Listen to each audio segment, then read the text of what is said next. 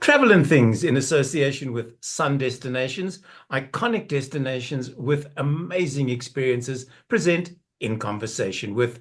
I'm your host, David Batsoffen, and I'm joined today by the author of this particular book, The Guide's Guide to Guiding, and that's Garth Thompson. Garth, a very good morning and welcome to you. Good morning, David. Many thanks for contacting me.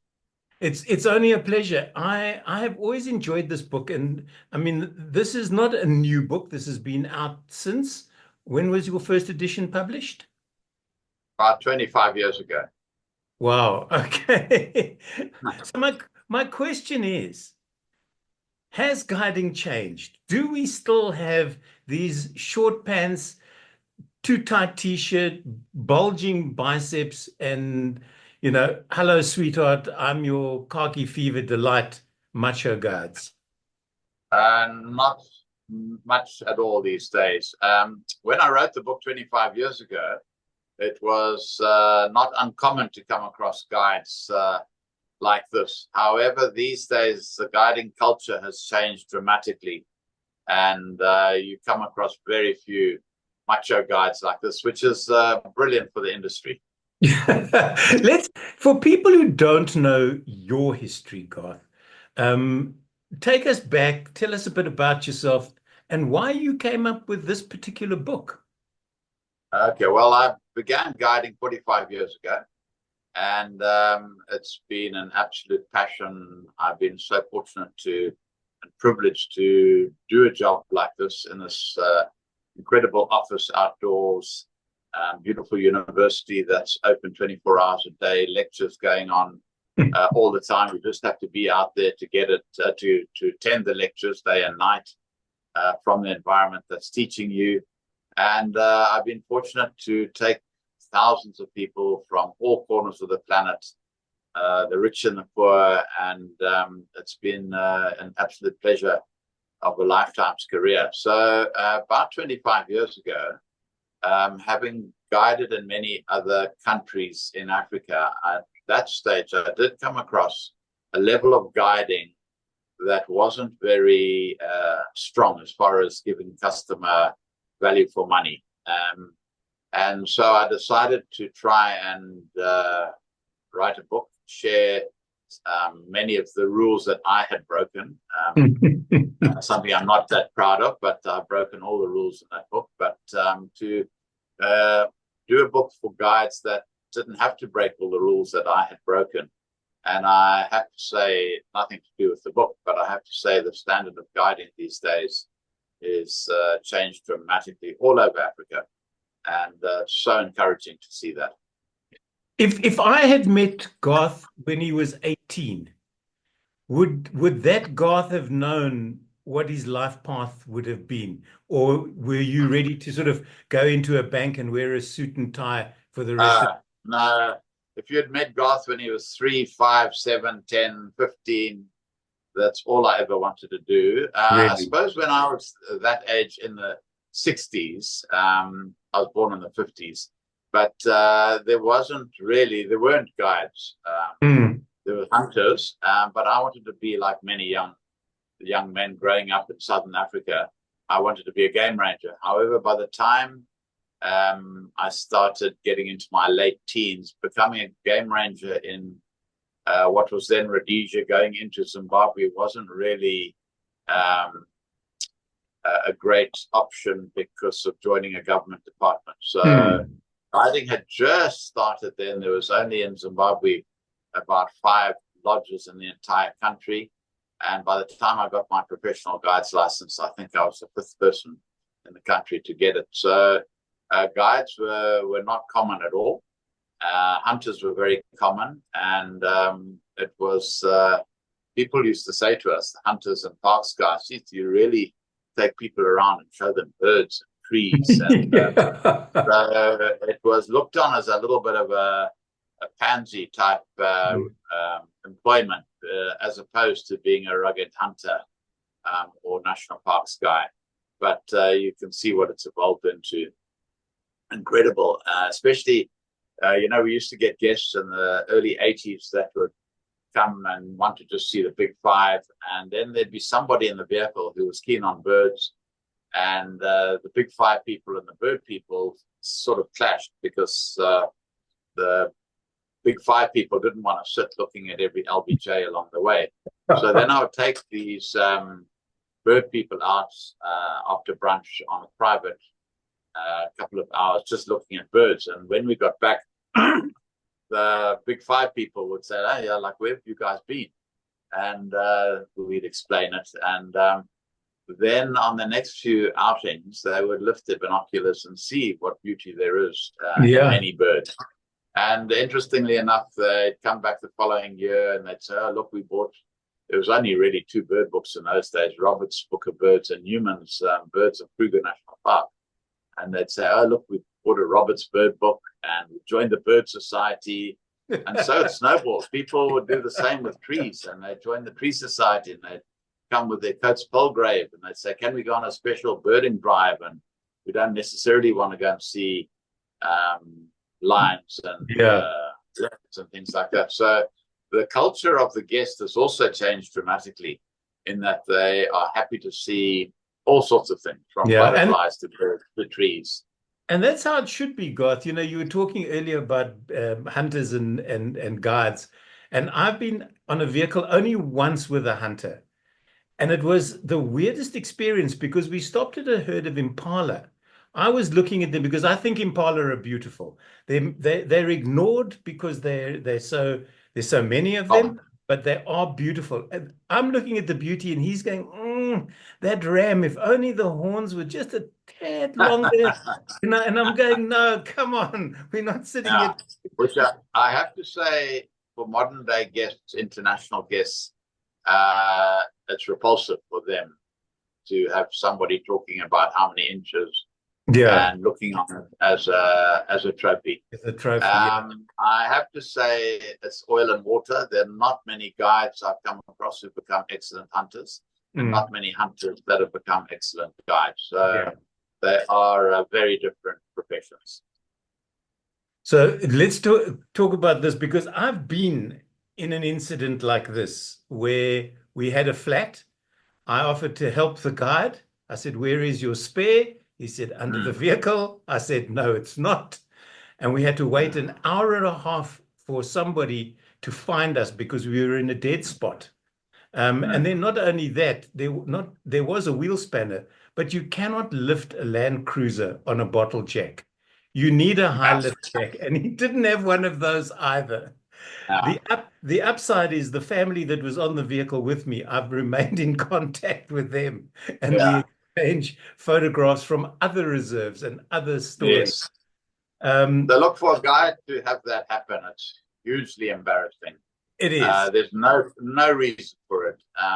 You can't blame a lot of guides say, "Oh, the spare wheel's flat," or there's not a wheel spanner, or the high lift jack doesn't work. Oh, it's the fault of the mechanics or the crew back at camps that look after vehicles.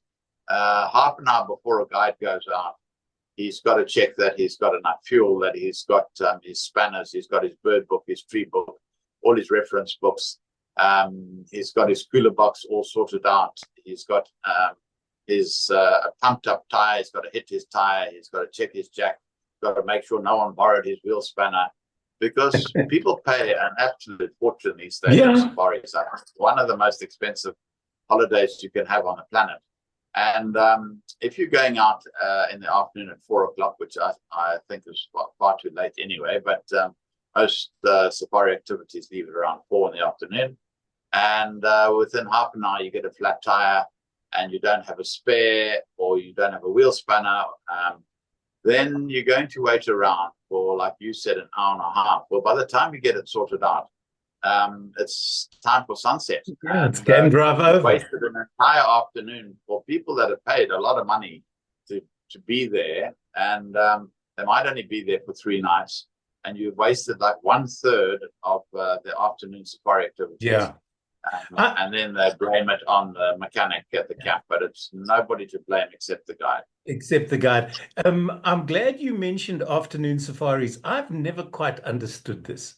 Going out at 4 o'clock, you've got maybe 2 hours of daylight in winter, maybe three in summer, and then you go into pitch darkness. And pardon me, often the spotlights that are being used are not great, or the vehicle, the guard says to you, I'm sorry, I can't use the spotlight on the animals.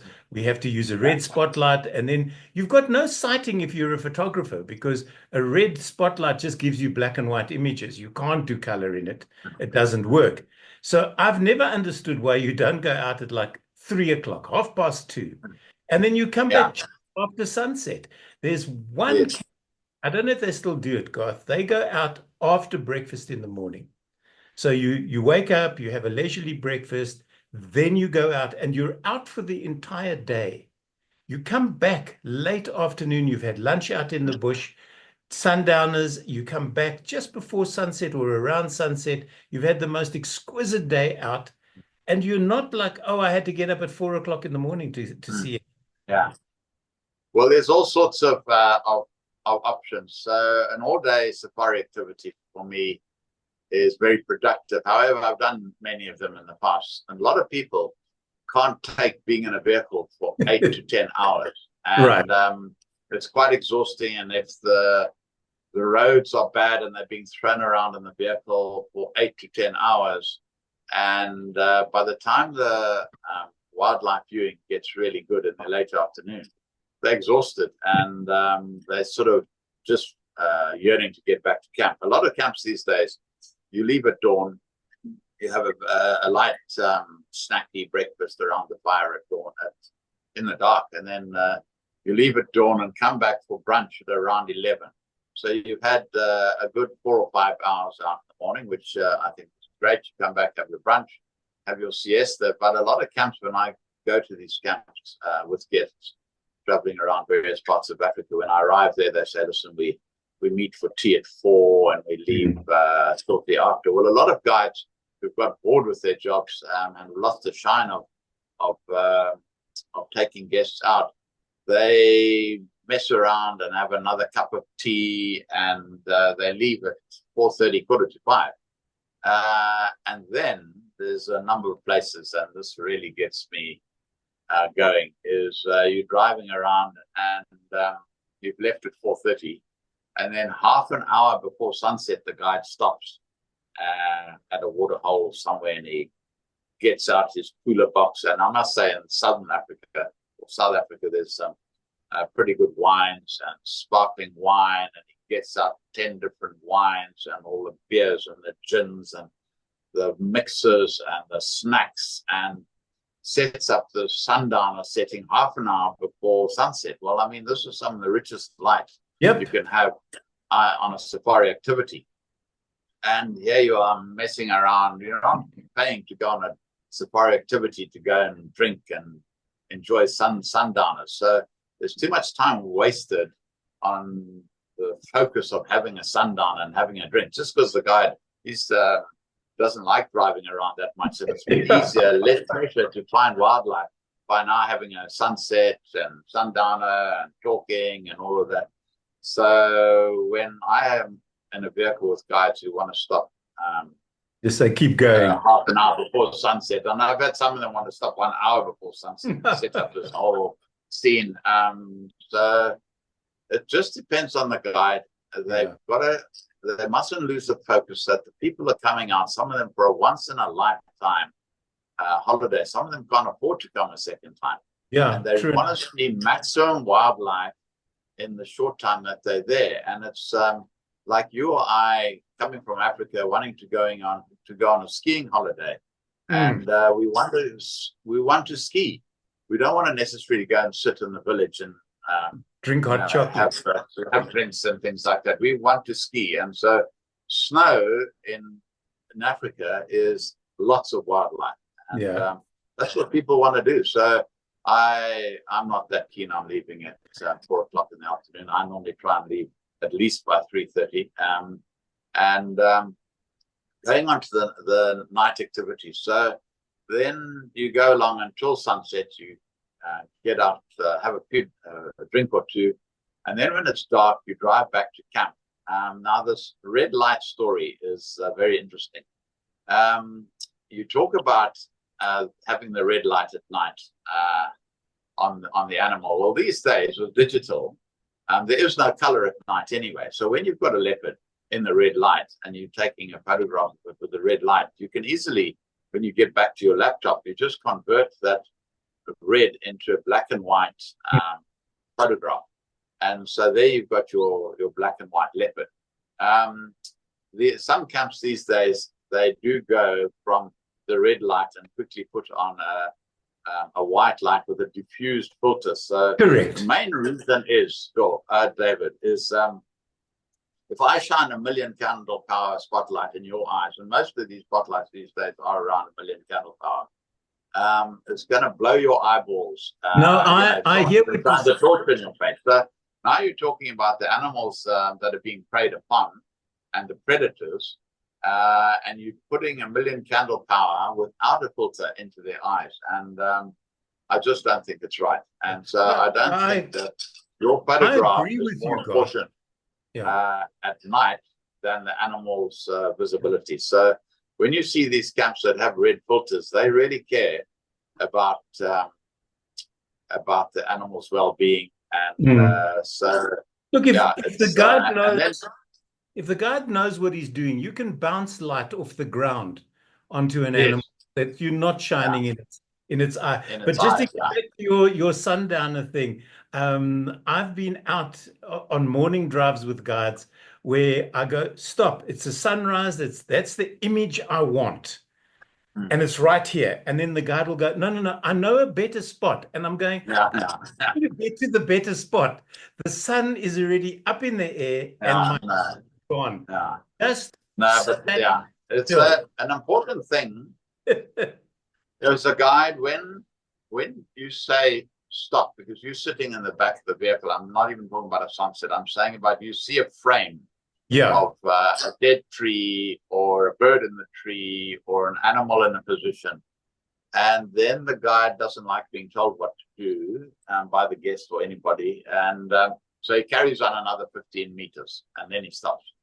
Not that he's doing 60 to 80 k's an hour and couldn't stop. And then you have to politely ask, do you please mind going back another 30 meters, because this is the exact frame that I wanted. And while we're talking about that, one of the most important things I find in guides these days is knowing how to place a vehicle for a good photograph for their guests. So anybody can park a vehicle, but not everybody can place a vehicle. And nowadays that everyone has a cell phone, and I'm talking about guides throughout Africa that might not have money to buy big cameras, but now that they have cell phones, they are all into photography. And so the placing of vehicles has become a lot better because the guide now knows a bit about photography, and he hopefully places the vehicle for the guest's best position sitting behind him, not for him in the best position. But you're quite right. And another thing, while we're talking about this, sometimes you say, oh, stop, there's a lilac-breasted roller, and you want to sneak up to it. And then the guide, you take your photograph and he says, I'll get a bit closer. And he just goes that extra 2 meters too close, and the bird takes off. And the bird takes off. That happens many, many times. And the guides, they should just be a little bit more sensitive and not feel they have to go. They can just do 2 meters and then 2 meters and then 2 meters. But anyway, it is an industry that I believe has really come on very well in the last 25 years. I must admit, Garth, that the couple of rangers with guides that I've driven with recently are well aware from a photographic point of view, and they will position the car and they will ask, do you need to move? Should I be here? Where is good for you? Specifically with a static sighting, like a lion kill, for instance, where you know the animals are not going to wander too far away, and they're not worried about your vehicle. They're just worried about getting as much meat into them as possible. So they will just carry on about their business while you just drive slowly around if necessary, and not just slam on brakes, stop with the sun in your lens and you can't see anything. But also, David, many safari companies these days all over Africa, they run guiding courses for for their guides at least once a year in the quiet time just before the season begins. And they get various guides from all over Africa to come in and give talks on all aspects. Yeah. And so the standard of guiding, because of that, has really gone up. And people have become a lot more sensitive, meaning the guides, because the guests are sensitive. They don't like abusing an animal. They don't like to drive into a situation and frighten the animal or disturb the natural order of things. So a lot of foreign people get upset if you disturb the natural order of things. Now, looking at this particular cartoon, and we have to say that the cartoons were drawn by iconic political cartoonist Dov Fedler. The equal treatment here is because of South Africans getting better rates, but this also goes to tipping. And it's the first question that I get asked when I get to a camp, when people know that my job is as a travel writer and wildlife photographer. Then they come up to me and they go, "What should I be tipping the guide?" And I invariably go, "Tip what you feel comfortable with. Convert this into a meal. You've gone to have a meal. It's been good, bad, or indifferent service. Do you give 10%? Do you give 5%? Do you give 25%? It's up to you." Yeah, so a lot of camps these days, when you get into your room, there's the literature on how everything works on the room and the camps. And then there's normally near the end, there's some advice, a suggested amount of how much to tip the camp staff and how much to tip the guide. And it's normally quite a modest figure. Americans are quite famous or infamous for huge tipping. Then there's other nationalities that I shan't mention who don't tip at all. Don't tip at all. Their prerogative. They paid a lot of money. And as I think you know, tip means to ensure promptness. Correct. So tip started in the 1800s, where you'd go into a hotel restaurant and the maitre d', you tip them in advance, so that your table got extra special treatment. So that was to ensure promptness. However, as you know, tipping, especially in North America, or in America, I could say, not Canada, it's now like frowned upon to give anything less than 25% tip.